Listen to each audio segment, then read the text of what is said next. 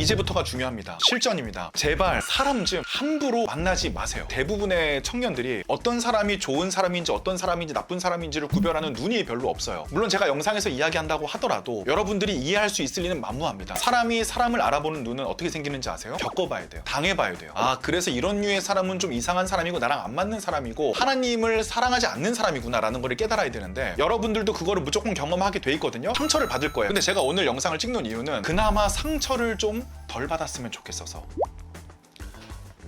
정말 인연을 소중히 생각해야 돼요. 특별히 우리 여성분들에게 연애의 주도권이 있잖아요. 결국 남자가 고백하고 여자가 받아주는 쪽으로 연애가 형성되기 때문에 연애의 주도권이 항상 여자에게 있거든요. 근데 자매님들, 제가 볼 때 형제님들을 너무 막 만나요. 본인이 외로우면 만나고, 외국인 한번 만나보고 싶다 그럼 만나고, 자기의 젊음을 너무 정결하지 않게 가져가는 경우들이 많이 있거든요. 그런데 여러분들의 소중한 젊음이 아무나 막 만나는 과정 중에서 낭비되고 있고, 점점 좋은 사람을 만날 수 있는 확률은 줄어든다는 사실을 우리가 깨달아야 됩니다. 그런 게 우리의 마음속에 생채기를 남겨서 나중에 좋은 사람을 못 만나게 만드는 계기가 돼요. 거룩한 솔로가 되십시오. 존나 카리스마 있어.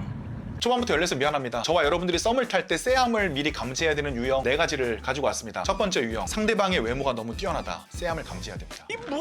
저와 여러분들이 잘생겼으면 이미 우린 여자친구가 있을 거고 이런 고민을 안 할 거예요. 왜냐하면 어떤 의도가 있거나 아니면 그 사람의 마음 가운데 굉장히 뒤틀린 부분을 해소할 대상으로 당신을 생각할 확률이 굉장히 높습니다. 그러면 우리는 왜 잘생기고 이쁜 사람에게 본능적으로 끌릴까요? 사람에게는 기본적으로 선과 미를 추구하는 마음들이 있기 때문에 그래요. 최근에도 제가 상담한 내용인데 너무 이쁜 자매랑 사귀기를 시작을 했대요. 근데 알고 보니까 이제 그 자매의 과거가 너무 스펙타클한 거예요. 우리가 상상하는 그 상상 이상으로, 근데 나를 왜 만날까 생각을 했을 때 당신이 어떤 신앙이 좋고 이제 당신이 어떤 인격이 좋다 뭐 이런 식으로 얘기를 하더래요. 그런데 결론적으로는 어떻게 됐냐면 한 달이 채 못 돼서 환승 이별을 당했습니다. 전 남친에게로 다시 돌아갔어요. 돌아보면 이 경우는 그 여성이 잠시 쉴 곳을 찾았던가 아니면 잠깐 신앙 좋은 남성을 만나보고 싶어 했던 그런 마음들이 좀 있었던 것 같아요. 이러한 경우에는 사람의 마음에 굉장한 생채기를 남기기 때문에 이게 몇 년이 가도 환승 연애를 당한 상처는 지워지기가 어렵고, 다음 연애를 시작할 때도 소극적이고 항상 이제 경계하면서 시작할 수밖에 없단 말이에요. 너무 외모가 훌륭한 사람이 나를 좋아한다고 할 때에는 반드시 좀 의심을 해봤으면 좋겠다. 그런 이야기들을 드리고 싶습니다. 두 번째로는 자매들에게 좀 얘기하고 싶은데요. 교회 내에서 만났어요. 남성분이 여성분에게 우리의 만남을 숨기자고 하는 경우들이 분명히 있습니다. 이런 경우 굉장히 쎄함을 감지하셔야 돼요. 왜냐하면 대부분의 남자들은 여성이 좋으면 이 여성과의 만남을 사람들에게 빨리 자랑하고 알리고 싶어서 그냥 못 견딥니다. 그러니까 연애를 비밀로 하자고 할 때 남자의 깊은 심리는 이 연애가 나는 아직 확신이 없고,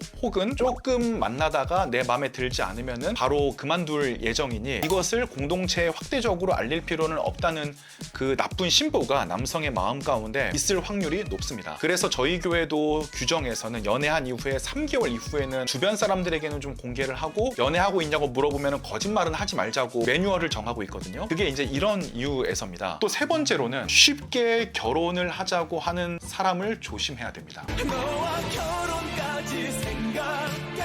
일단 분명히 결혼까지 생각할 수 있다고 생각합니다. 자, 그러면 결혼까지 생각하는 그 남성의 태도가 얼마나 진중한지에 대해서 집중해 주셨으면 좋겠어요. 과연 나랑 스킨십을 하기 위해서, 나랑 그냥 쾌락적인 욕구를 해소하기 위해서 교제를 이어나가는 것인지 이 남자의 태도에서 묻어나올 수밖에 없습니다. 그래서 삶의 모습을 좀 바라보라고 이렇게 조언을 드리고 싶어요. 교회에서 리더십을 갖고 있는 사람들을 조금 조심했으면 좋겠습니다. 다행히 저는 이제 결혼을 했지만 제가 총각 때도 항상 총각 전도사님들, 목회자들 조심하라고 말씀을 드렸고, 또 남녀를 불문하고 찬양 인도자, 목장 리더 조심하라고 제가 누누이 말씀을 드렸습니다. 이분들에게는 어떤 위험성이 있냐면, 이분들의 진짜 영성과 상관없이 예배를 인도하고 신앙을 케어해주는 분들이기 때문에 내가 이분들을 존경할 수 있는 가능성이 있다는 것이 가장 중요한 핵심 포인트입니다. 그러니까 사실 이 사람들의 삶이 어떤지는 전혀 몰라요. 하지만 이 사람들이 교회에서 리더십으로 섬기고 있다는 것만으로도 무언가 내가 이 사람에게 의지를 할 수 있다는 마음을 품을 수 있다는 거죠. 이거는 제가 실제로 상담한 부분인데, 남자 청년이 리더 누나에게 고백을 받게 됐습니다. 그리고 교제를 하게 됐어요. 그런데 너무 교제한 순간부터 순식간에 막 스킨십을 너무 원하기를 시작을 하고, 또 자꾸 자기 방으로 불러서 과한 스킨십을, 그 누나가 동생을 이렇게 하기 시작을 하니까 이분이 너무 당황을 했던 거예요. 그래서 저에게 연락을 했어요. 전도사님, 이런 경우에는 좀 어떻게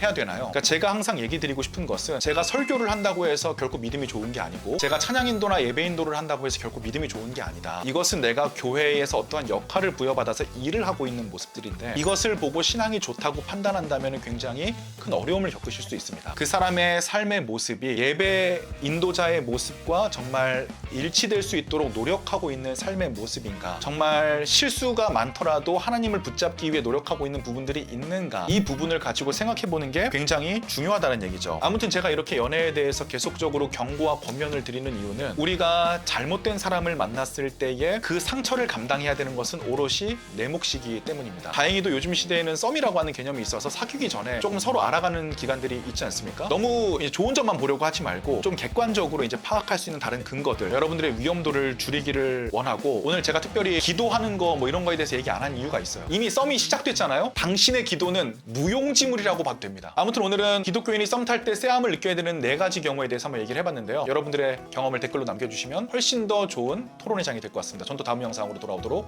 하겠습니다.